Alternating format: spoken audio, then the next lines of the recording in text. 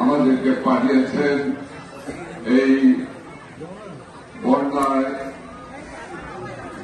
এই পাহাড়ি ঝড়ে যে আপনারা অখণ্ডনীয় দুঃখ কষ্টে রয়েছে তাদের পাশে এসে দাঁড়ানোর জন্য আমাদেরকে মাননীয় নেত্রী প্রধানমন্ত্রী বঙ্গবন্ধু কন্যা শেখ হাসিনা নির্দেশ দিয়ে পাঠিয়ে দিয়েছে। আমরা শুধু আসিনি, আপনাদের মনে আছে যে কিছু এই আপনারা বন্যার পানিতে আক্রান্ত হওয়ার পরে মাননীয় প্রধানমন্ত্রী শেখ হাসিনা তার পুনর্বাসন প্রতিমন্ত্রী যারা মহিবুর রহমানকে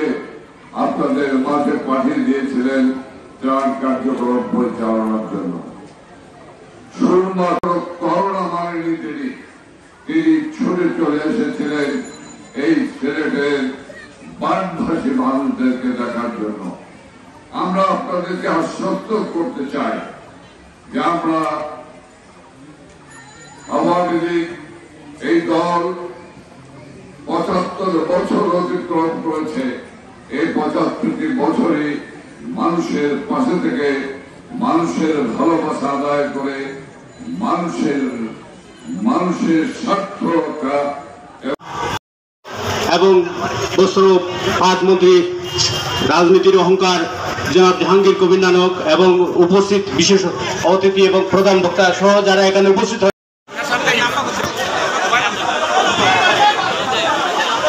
নিম্নাঞ্চল এগুলার পানি উঠার কারণে অনেকে কষ্টে আছেন জেনে জাতির পিতা বঙ্গবন্ধু শেখ মুজিবুর রহমানের এই এলাকা প্লাবিত হয়, সেই এলাকাটাই বেছে নিয়েছিল আমাদের কেন্দ্রীয় নেতৃবৃন্দ মাননীয় প্রধানমন্ত্রী পক্ষ থেকে একটি জনবহুল এবং এই যে ২৬ নম্বর বিষয় নির্বাচন করেছেন জনাব আনোয়ারুজ্জামান চৌধুরী, কেন্দ্রীয় ত্রাণ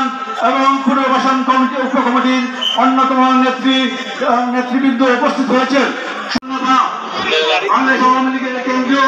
কমিটির অন্যতম যুগ্ম সাধারণ সম্পাদক জনাব বাবুল আলম মহোদয়